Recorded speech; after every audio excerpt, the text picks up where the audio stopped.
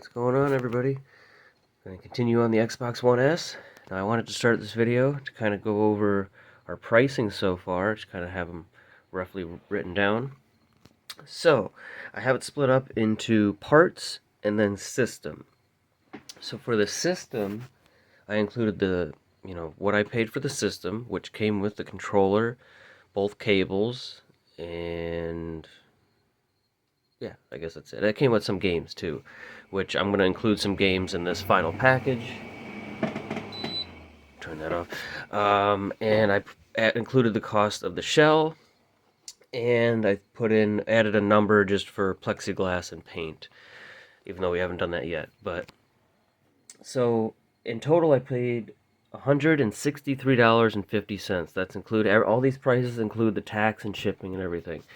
So $163 for the whole system, okay? The cables, HDMI and power cable, and a controller. I thought that was a pretty good deal, especially since it came with like 4 or 5 games, I think. And on top of that, we paid $24 for this shell, okay? Seems pretty pricey, but for the Xbox One S shells, it's about what they're going for. At least if you want one like this, that's not factory.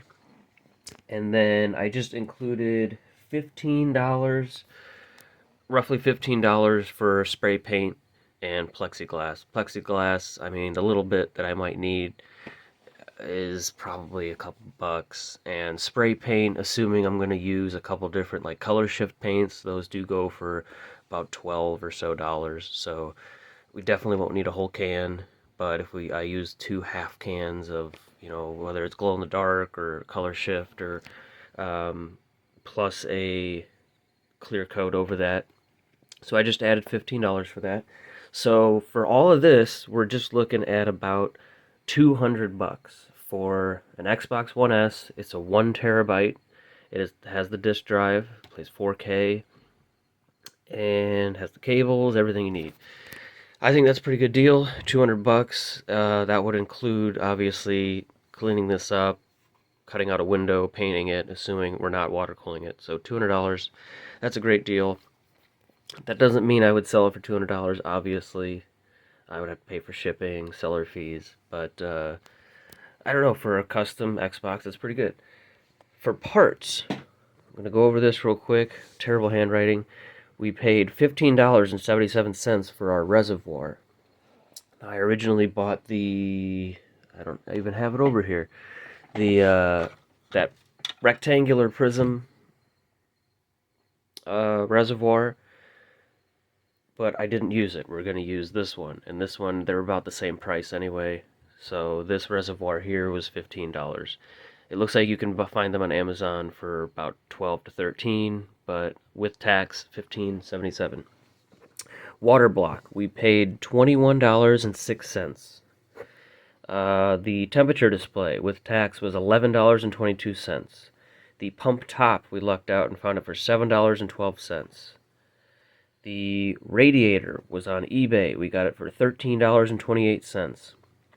The fittings, the 4-pack of 90-degree rotary fittings, we've got here, and the 2 on here.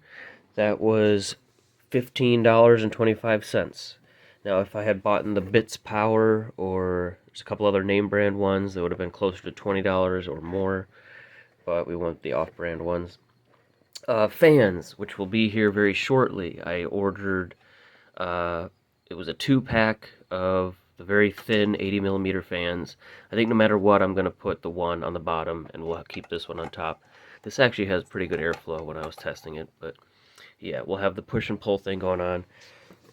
That was $11.20. That was for a 2-pack, so I might cut that in half because we're only going to use the one. So that would really be, what, $5.70 so cents. Other fan, that's this one here. I just tacked on 15 bucks for that. You probably still can kind of find these. There's 120mm ones. I believe there's 92, and then there's the 80s. And you're probably going to spend around $25-ish, 25 to 30, if you want to buy one of those new, but I just added 15 bucks.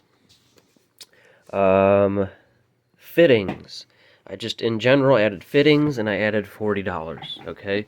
That's going to include all of our barbs, this extension, this 90-degree Enzotech fitting, this double rotary, and then our 90-degree adapters here.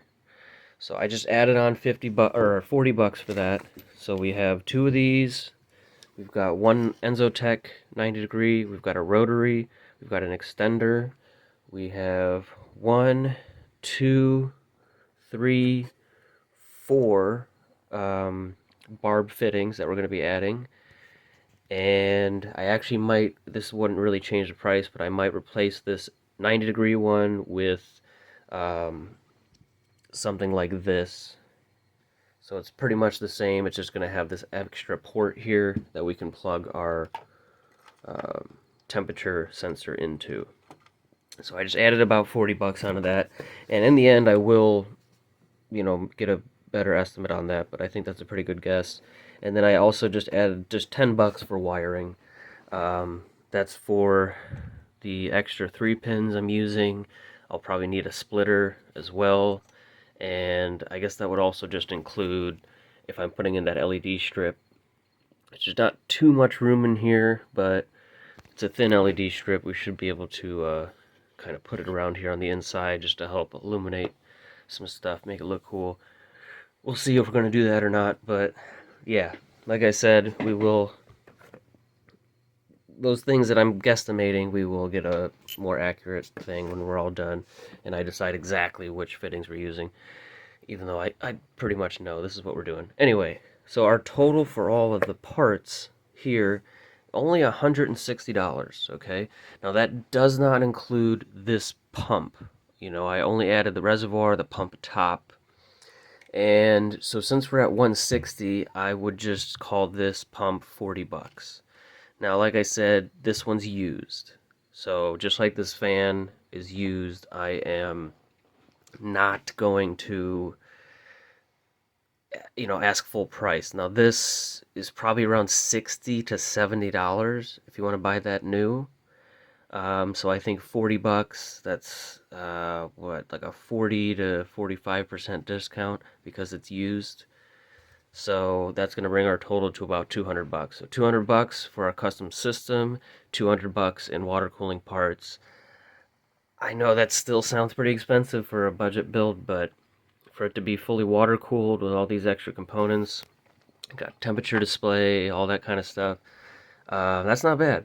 So that's our goal, is to not have to spend anything else. For 400 bucks is where we're at for this whole system. Now, obviously that means it's going to have to sell for more than that. But hey, for a 4K newer gaming system, I know it's not the newest one, but I think that's a pretty good deal.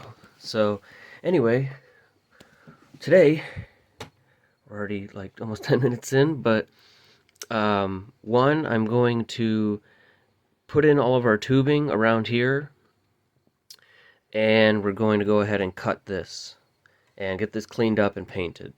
So that's the goal for today, is get all this stuff permanently installed. For now, I'm going to cut our tubing to the right size and put all of our fittings on and have everything set up exactly how we need it. And then I want to get this cut first so I can decide exactly if I'm just going to cut just the little shapes out for these to stick out, or if I'm just going to cut like a whole section out and use plexiglass to fill. And depending on what you're going to see, we might want to like take the sticker off the drive and either paint the shell of the drive or paint this bracket here. So we're going to see that, and yeah, hopefully get that to where it's done and we can clean this up and actually paint it. We'll have to figure out how we're gonna either remove these buttons or mask them off for painting, as well as our trim piece inside here. I'm sure we could probably just paint it, but I don't know, it'd kind of still look nice if we were able to remove it, paint it, and then put the trim back in. but we'll get to that. So first things first, let's go ahead and cut some tubing. That is also one thing I never added into the price. Like I said, I'm not going to include anything for the tubing. This is just spare garbage tubing that I had. Not garbage, it's still new, but, you know, this is just leftover from other projects that we're going to be using. So, try to use some of the softer tubing. This one here and this tubing is softer. These are harder tubing, so, and like I said, because of these 90 degrees, I don't need to worry about it kinking, because we're just going to basically have straight tubing there, straight down, straight across, straight over, and yeah, that's pretty much it. And because our rad goes straight into the block, there's no tubing required in between there, and yeah. So let's go ahead and figure out which splitter we need to install, and then I'm going to put the tubing in, and then we'll get to cutting this. Alright guys, just spent a few minutes on the tubing and getting our exact fittings. So I've got a chrome one on here, because that one you'll see front and center. Just thought it looked nice matching all the chrome up here. Down here we've got just the matte black fittings. So this one, got our 90 there, got our 90 here, got another matte black fitting, and then here's another matte black fitting. So that one, you know, the case will kind of be up to here. So this is really the only one you'll actually see. I mean, you'll probably see this one a little bit. But yeah, so all we did was I used a little bit of this green tubing. This is UV green. And I used that on the inside because you probably won't really see it. We just have a little strip going from that 90 to that 90. And then another one from there that would go into our reservoir. Or, sorry, radiator. So that's it. Just those two little strips of tubing. And then I used this clear, here it is, this softer clear tubing. I believe this is UV blue under, UV light, otherwise it's clear. All we needed was a tiny little strip right here just to go from that fitting down to that one, and then this little bit of tubing right here that's going to go right back into our reservoir. So that's it. So even if you did have to buy tubing, I mean, you could literally get away with cutting, ordering 1 foot. So, a lot of these, I don't know, Alpha Cool, Primo Chill, they have good tubing. And it comes in so many different colors, UV reactive, all that kind of stuff. Usually you can buy them by the foot, even on Amazon, so you could get away easily with just 1 foot of tubing. Just have this little bit, and those two sections, and then this last one here. So it's a very tight, closed up loop, which is nice. And then I put in, this is a pricier fitting also, but like I said, that should be included in my guesstimate. This is a 90-degree rotary, which is actually a T-fitting, so instead of it just coming straight out and going up, it also has a port here, and like I said, that's where we're going to plug in our temperature sensor right there. And so yeah, we've got our wiring done, we've got our whole loop set up, and this is exactly how it's going to be. So give or take exactly where this pump might be, I might move it back and forth a little bit, and all I would have to do if I moved it this way more is trim this tubing a little bit and trim a little bit off of this tubing. Otherwise, everything is all set. So, like I said, I'm still waiting on, should show up today, that other fan. All I'll have to do is swivel this to the side. That's why I haven't plugged this tubing in yet. And mount that slim fan to the bottom of this radiator. That way we've got fan on top and the bottom to pull air through, which is also not just getting air through our radiator, but pushing it into the system and out through our power supply, as well as the sides. So since instead of pulling air up, which would suck air in through the back and the sides, we're pushing air down through the bottom, or from the top through the bottom, and it will go out. So we're still getting airflow through our power supply and everything. And if I really wanted, I could even block this side of the system just to ensure that all of our incoming air is getting forced out through the power supply and across this side of the board to cool stuff off. But probably won't be really that necessary. We'll see. So now that we did that, let's go ahead and mock up our top piece over our board so that we can mark off roughly where to cut this section out, so we can at least cut out a good portion of the middle, and then we'll use tape to kind of mask off our exact lines that we need to cut and sand up to for that rectangle. That way it slides right over our radiator, and then we'll do the same thing for the pump. And again, I haven't decided if I just want to cut a big rectangle out that's going to fit over here, plus the little jut outs for where our tubing is going to come in and out, or if we're just going to extend the rectangular cut here and go all the way around, and then this whole middle part we'll have to put some plexiglass. It could also just be open, but that probably won't look as good because there will be some wiring going through here. Speaking of, I rotated the bottom part of our pump so that the wiring now comes out the bottom like that, and there's just enough of a gap between the pump and this bracket to have the wiring be fed through here and go straight down. Just kind of run alongside here so that I can plug into our 3-pin connector. And yeah, that is pretty much it. So let's get to masking off, or lining up this, and we'll start to cut this. That way, once we have this all cut out, we can go ahead and actually clean it up and paint it.